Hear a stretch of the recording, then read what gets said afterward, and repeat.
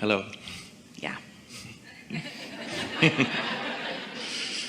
It's great to meet you finally. Yes? Yes. I'm a little bit nervous, but I'm blessed to be here talking to you. I guess what I want to talk to you about is I feel like I need guidance. You've been part of this whole journey that I've started like a year ago. So this is the story.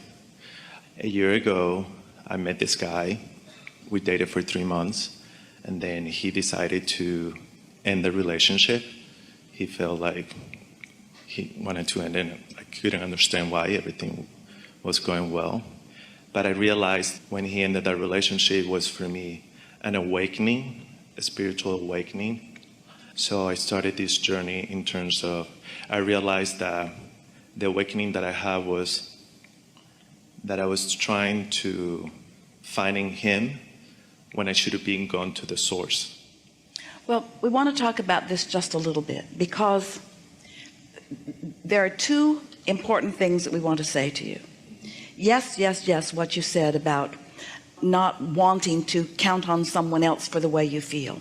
Most people are living a very conditional experience. So if something that they consider to be wonderful is happening, they feel wonderful. But if something happens that feels disappointed, like not being able to control the desire of another person, then sometimes it feels like you don't have control over the way you feel. And certainly that's natural. We're going to sort that out in just a minute. But we don't want you to jump there so quickly, because it's an important process to have experiences in order to really ascertain what it is that you do want. Because while we know you all believe that you are ready right now to make a very clear statement of desire about many, many things, you could say, we know you believe it, that I know exactly how much money I want to make. We know that you believe that. We also know that your life experience is going to continue to expand, and that right now you don't know what you're going to want forevermore. You don't know where you're going to want to live forevermore. You only know from where you stand what you think would be an improvement to where you are. You are such evolving beings. The whole nature of evolution is about being where you are, and from where you are getting a new vantage point. So we're going to give it to you just like this. Here you are standing, sifting and sorting, and a rocket of desire shoots out of you. And the rocket of desire feels weird in the beginning because you're not used to it. But then you sort of play the games that we ask you to play, and you do the processes we ask you to process, and you manage to become a vibrational match to this desire, which felt weird just a little bit ago. And now a vibrational match to it. Now what you want comes to full fruition because you've managed to think about it. And now along with that manifestation comes a whole new set of contrasting experiences that causes you to launch another rocket of desire. This is especially true relative to relationships, especially true relative to those significant relationships. Sometimes you've lived something that has been absence of something that you really wanted. So you launched a strong rocket of desire, and that rocket of desire is disproportionate to other things that matter too. But it's extra inflamed because this relationship caused it to be inflamed. So you're asking in such a strong way, we might even say in a lopsided way, that now you're like that bus that Esther and Jerry were driving down the road, dragging something along behind. That desire is so strong that then law of attraction brings you something that satisfies that desire. So you settle into that relationship and it feels so good. But then life shows you that while that one thing is being satisfied, that there are other things that are important to you too, and you launch those rockets of desires. And so it takes a lot of exposure to life and exposure to experiences in order for you to create this wonderful desire, this vibrational desire. We called it a vibrational reality. We called it the vortex of creation. This launching of these rockets, it takes a lot of experience because words don't teach. You could sit with your mother or with a mentor, and they could say, from my experience, this is what you want in a mate. Here's the list. Took me years to come to this conclusion, and a lot of it after I was unhappily married for 30 years, they'll tell you. But this is the list that you want. Here's the list of things you want. You would not let anybody give you that list. It's only life experience that gives you that list. But we want you to know it's not acquiring the list that keeps you from living happily ever after earlier in your life experience. It's not being a vibrational match to the list that you've gathered. We want you to realize that you want someone who is nice, someone who's considerate, someone who cares about you, someone who cares about himself also. You want someone who is easy to be with. You want someone who's energetic and alive. You want someone who gets up and greets the day happily.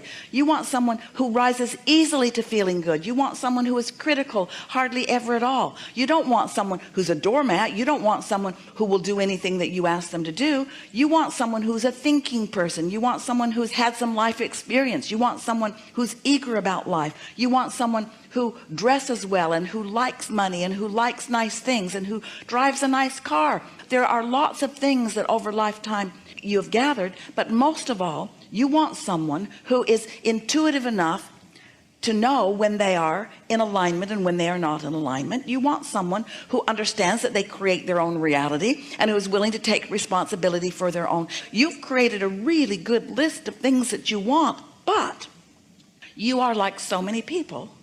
You are often not a vibrational match to your own list. So since you've got a mixed bag of vibrations going on, your attraction power is not clean yet. It's not in pure vibrational alignment with what you want, because you put an engine going this way and an engine going this way and an engine going this way and an engine going this way and an engine going this way and an engine going this way.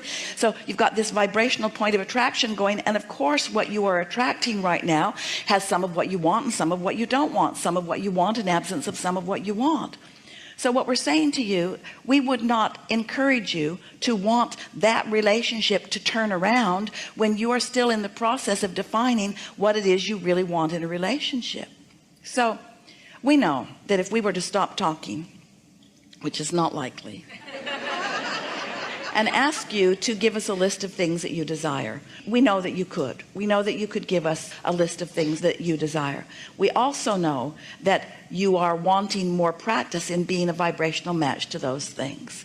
So when you started out by talking about how this breakup, which was painful to you, set you off on a spiritual quest or a spiritual journey, we know that what you mean by that is that you want to do a more deliberate job of offering your vibration in the direction of what you want instead of in the vibration of what you've got. The thing that we want to say to all of you in a way that you can hear it as if volume would make a difference, it doesn't, is that if you could get to this place in a week or 2 or 3 or 4 or 5 or a month or 2 or 3 or 4, 3 months,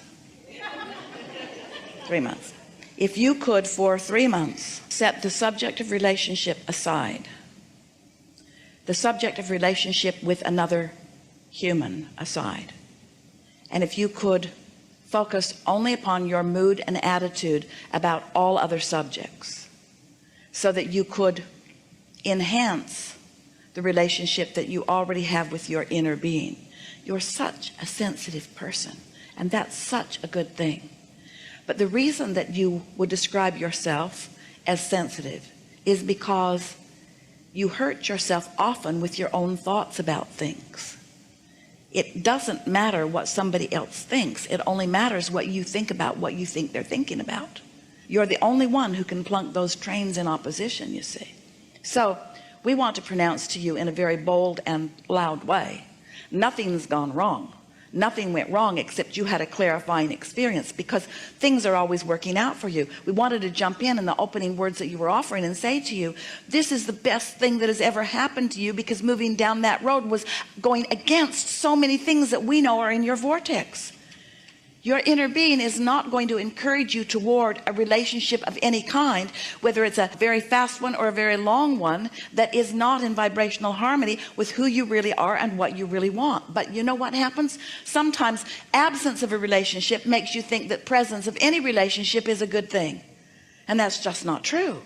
Did you hear what we said? Well, we'll tell you what we really mean. You think, oh, any relationship's better than no relationship. Any relationship is not better than no relationship, because in the absence of another person, you might have an opportunity to form a conscious, deliberate relationship, meaning mood and attitude and vibrational alignment with your own inner being. And when you line up, when you line up with who you really are, it is our promise to you that in that absence of resistance, the person that you are looking for is going to come into your experience with such swiftness and such clarity. And as you meet this person, there will be no question in either of your minds. You won't be playing those games. You won't be testing each other. You won't be dragging up the past. You won't be trying to get somebody to make promises that they're not ready to make. They will already have gestated, and they will already be at the point of alignment for you, you see. Do you understand how this vibrational reality works? With everything that you've been living, and it's been enough. We're not saying that you need more data to collect in order to create the perfect relationship. You've already created it, and that relationship exists in your vibrational reality. But you are nowhere near, and we don't want to be harsh, because almost everybody, we would be saying the same thing to them about so many things that they want. You're nowhere near being a vibrational match to what you want. You are so often not a vibrational match to what you want, and then what you don't want, which you are a vibrational match to, keeps coming. Do you know most people are more of a vibrational match to doubt in relationships than they are to living happily ever after? And so you get some of what you want and some of what you don't want, and some of what you want and some of what you don't want, and then you say, you need to be different, because I'm getting some of what I want and some of what I don't want. I need somebody who'll just give me what I want, what I want, what I want, but I keep getting what I want and what I don't want. So you need to be different. And we say, nobody can be different than what you're outputting. Nobody can be different than what you're outputting. If you want them to clean up their act, you got to clean up your act first. You've got to be a vibrational match, which means you can't harbor thoughts of doubt. You can't worry about those things you're worrying about and then try to get somebody else to promise you that they won't do those things that you're worried about. It never works. When you're really worried about something, you're going to attract the very person who's most likely to do that thing that you're worried about. And then you say, I knew it. I knew it. I could feel it all along. And we say, of course you could. Of course you could feel it all along, you see. So when someone moves away from you, it's not a bad thing, it's a good thing, because it means that what's going on in your vortex and what you really want isn't a vibrational match. So just accept things are always working out for me, and this is one of the best things that has ever happened to me, because it gave me clarity about this and about this and about this. And then tell your general story about relationships in a way that pleases you, and and this is the hard part, but you can do it, let your conversation with yourself about what's coming and the joy that you know you're going to live when it does come, let that hold you for 3 months while you clean up your vibration, and then watch what happens. Okay. Good enough? Yes. Thank you. Beautiful.